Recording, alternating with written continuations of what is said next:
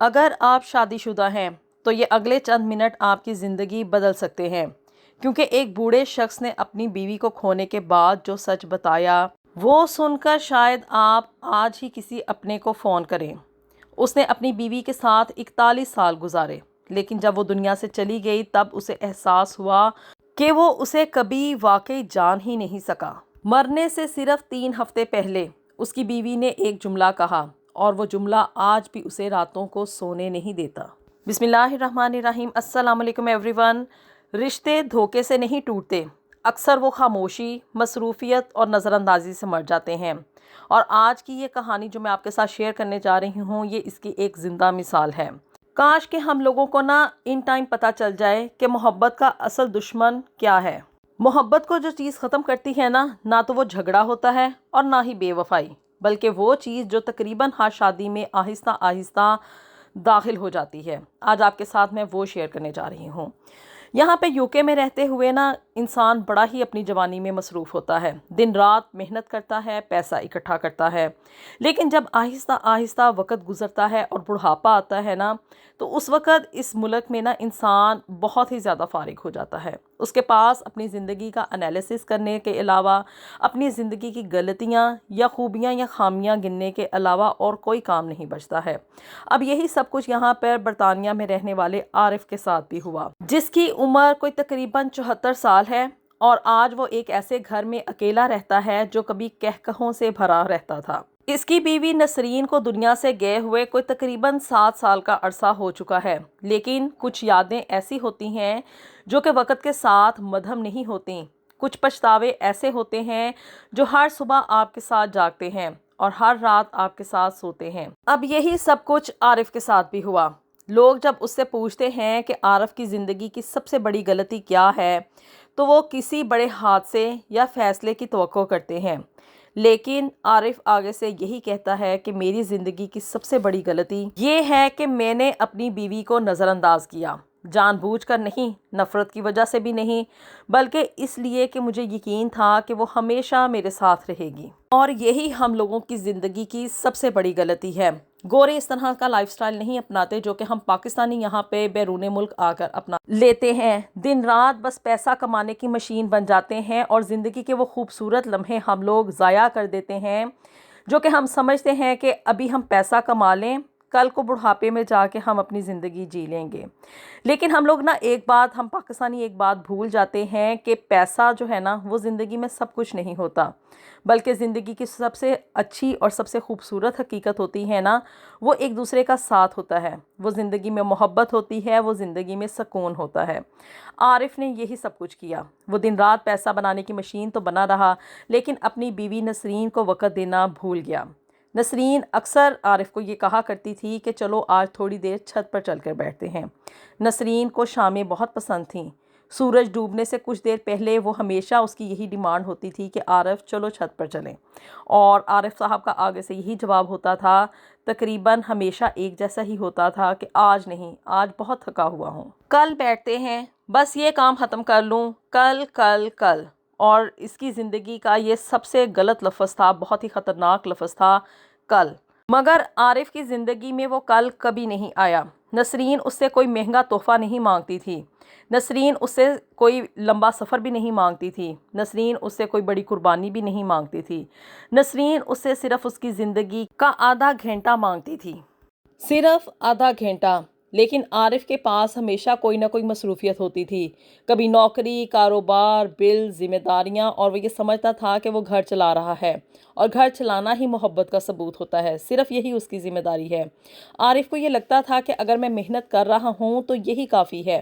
اسی طرح سے سال گزرتے گئے، بچے بڑے ہو گئے اور بال سفید ہو گئے، اور نسرین نے چھت پر بیٹھنے کی فرمائش کرنا آہستہ آہستہ چھوڑ دی۔ اب جب نسرین نے عارف سے اس کا وقت مانگنا چھوڑ دیا تو عارف کو یہ لگا کہ اسے جیسے سکون محسوس ہو رہا ہے۔ اس نے سوچا کہ نسرین اب سمجھدار ہو گئی ہے، انڈرسٹینڈ کرتی ہے، لیکن آج وہ یہ سمجھتا ہے کہ وہ خاموش ہو گئی تھی۔ اس نے انڈرسٹینڈ نہیں کیا تھا، وہ صرف کمپرومائز کر گئی تھی۔ ایک رات جب نسرین کی بیماری آخری مرحلے میں تھی اور یہ لوگ ہسپتال کے کمرے میں بیٹھے ہوئے تھے، مشینوں کی آوازیں آ رہی تھیں اور صرف خاموشی تھی۔ اچانک نسرین نے عارف کا ہاتھ اپنے ہاتھ میں پکڑا اور یہ کہا، تمہیں یاد ہے کہ میں شام کو تم سے چھت پر بیٹھنے کی فرمائش کیا کرتی تھی؟ میرا بڑا دل چاہتا تھا کہ ہم دونوں مل کر ڈوبتے ہوئے سورج کو دیکھیں۔ اور عارف آگے سے ہنسنے لگا۔ اس نے ہنسنے کی کوشش کی کہ ہاں مجھے یاد ہے، اور میں آگے سے ہمیشہ کوئی نہ کوئی بہانہ کر کے کہہ دیتا تھا کہ میں مصروف ہوں۔ نسرین نے بستر مرگ پر لیٹے ہوئے بھی ہلکا سا ہنسنے کی کوشش کی اور پھر آہستہ سے بولی کہ مجھے چھت نہیں چاہیے تھی عارف، مجھے صرف تم چاہیے تھے۔ اور ساتھ ہی نسرین کی آنکھوں میں آنسو آ گئے۔ اب جی عارف صاحب کا یہ کہنا ہے کہ وہ آج تک اس جملے سے آزاد نہیں ہو سکا، کیونکہ اس لمحے اسے یہ احساس ہوا تھا کہ وہ کبھی اس کی بیوی نسرین جو تھی وہ شاموں کی خواہش مند نہیں تھی، وہ صرف اور صرف عارف کے وقت کی خواہش مند تھی۔ اس کی توجہ، اس کی موجودگی، وہ صرف یہ چاہتی تھی۔ وہ چاہتی تھی کہ میں اس کے ساتھ بیٹھوں اور پوچھوں کہ تم کیسی ہو، تم کیا سوچ رہی ہو، تمہارے دل میں کیا چل رہا ہے، لیکن عارف نے اس کو کبھی یہ نہیں پوچھا۔ اب جب کہ نسرین کا انتقال ہو گیا اور اس کے انتقال کے بعد اس کو عارف کو نسرین کی ایک پرانی ڈائری ملی، اور اس ڈائری کو عارف نے 1 یا 2 دن میں نہیں پڑھا، 1 یا 2 ہفتوں میں بھی نہیں پڑھا، بلکہ کئی ایک راتوں میں پڑھا، کیونکہ یہاں پر ریٹائرمنٹ کے بعد انسان کے پاس وقت ہی وقت ہوتا ہے۔ اور اس ڈائری کا ہر صفحہ عارف کے لیے ایک سزا تھا۔ ایک جگہ پہ نسرین نے یہ لکھا تھا، آج پھر عارف مصروف تھا، اور میں جانتی ہوں کہ وہ برا آدمی نہیں ہے، وہ محنت کرتا ہے، ہمارا خیال رکھتا ہے، لیکن کبھی کبھی مجھے یہ لگتا ہے کہ جیسے میں اس کی زندگی میں موجود ہوں مگر اہم نہیں ہوں۔ اب یہ جملہ پڑھ کر عارف کتنی دیر تک روتا رہا، کیونکہ نسرین صحیح تھی۔ وہ اسے محبت تو کرتا تھا، لیکن محبت کا اظہار کبھی نہیں کرتا تھا۔ وہ اسے اپنی ترجیح سمجھتا تھا، لیکن اسے کبھی محسوس نہیں ہونے دیا تھا نسرین کو کہ وہ اس سے محبت کرتا ہے۔ رشتے کبھی بڑے بڑے جھگڑوں سے نہیں ٹوٹتے، وہ چھوٹی چھوٹی محرومیوں سے کمزور ہوتے ہیں۔ ایک نہ سنی گئی بات، ایک انکہی بات، ایک ملتوی کی گئی ملاقات، ایک ٹالا گیا وعدہ، ایک ادھوری گفتگو، اور پھر ایک دن 2 لوگ ایک ہی گھر میں رہتے تو ضرور ہیں، لیکن ایک دوسرے کی دنیا سے غائب ہو چکے ہوتے ہیں۔ اگر آج آپ کے پاس کوئی ایسا موجود ہے جسے کہ آپ محبت کرتے ہیں، تو اس سے بات لازمی کریں۔ اس سے یہ پوچھیں کہ وہ کیا محسوس کرتا ہے، اس کے خواب کیا ہیں، اس کے خوف کیا ہیں، اس کی خواہشات کیا ہیں۔ صرف یہ مت سمجھو کہ تم اسے جانتے ہو، کیونکہ وقت گزرنے کے ساتھ ساتھ انسان بدلتا ہے، انسان کی سوچ بدلتی ہے، اور اس کے جذبات، اس کی خواہشات اور اس کے خیالات سب کچھ بدلتے رہتے ہیں۔ اور محبت کا مطلب یہ ہے کہ آپ ان تبدیلیوں کو جاننے کی کوشش کرتے رہیں۔ یہ نہیں کہ بھی اب وہ میری بیوی بن گئی ہے اور میری زندگی میں شامل ہو چکی ہے، تو اب میرے اوپر کوئی ضروری نہیں ہے کہ بھی میں اس کی خواہشات کو جانوں۔ صرف اس کو کھانے پینے کو دینا، یا اس کو چھت دے دینا، یا اس کی ضرورتیں پوری کر دینا، یہ آپ کی ڈیوٹی ہرگز نہیں ہے۔ آپ کی ڈیوٹی تو ہے، لیکن اس کے ساتھ ساتھ آپ کے اور فرائض بھی بنتے ہیں کہ آپ اس کی خواہشات جانیں، آپ اس کی سوچ جانیں، آپ اس کی چھوٹی چھوٹی باتوں کو جانیں۔ آج عارف کے کمرے میں موجود ٹیبل پر نسرین کی ایک تصویر رکھی ہوئی ہے۔ اس تصویر میں نسرین ہنس رہی ہے، بالکل ویسے ہی جیسے کہ جب عارف نے اسے پہلی بار دیکھا تھا اور وہ ہنس رہی تھی۔ اور عارف اکثر اس تصویر کو دیکھ کر یہ سوچتا ہے کہ کاش میں نے کچھ وقت کام کو کم دیا ہوتا، کاش میں نے کچھ زیادہ شامیں نسرین کے ساتھ گزار لی ہوتی، کاش میں نے کل کی جگہ آج کہا ہوتا۔ لیکن زندگی میں سب سے بھاری لفظ کاش ہی ہوتا ہے۔ اس لیے اگر آپ کے پاس ابھی وقت ہے تو اسے ضائع مت کریں۔